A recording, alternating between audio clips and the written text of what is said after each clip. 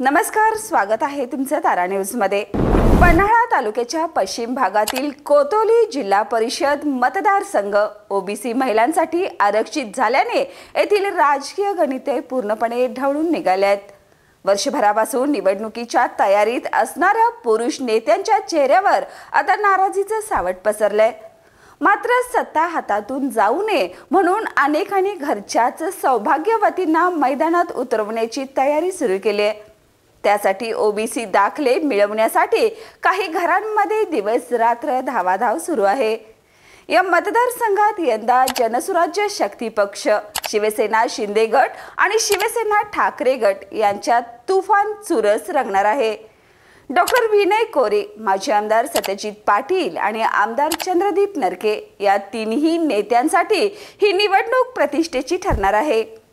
कोतोली, कोलोली, तेलवे, नरेंद्रे, घोटवडे, निवडे, बोरगाव, पोहाळे, बाजार भोगाव, पोरले आणि पाटपन्हाळा या गावामधील मतदारांचा निकालावर थेट परिणाम होणार आहे। 2017च्या निवडणुकीत हा मतदारसंघ सर्वसाधारण पुरुषांसाठी खुला होता।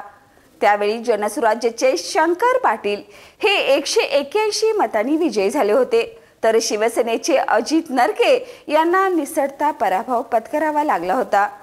कोतोली गणात जनसुराज्याच्या रश्मी कांबळे 1102 मतांनी जिंकल्या होत्या, तर बाजार भोगाव गणात शिवसेनेचे प्रकाश पाटील यांनी अवघ्या 1 मताने विजय मिळवला होता।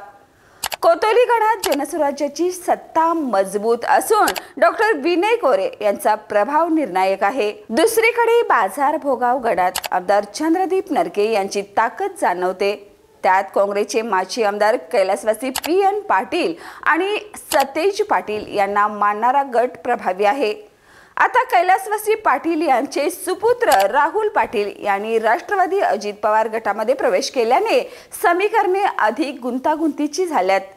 संभाव्य महिला उमेदवारांची नावे चर्चेत आहेत।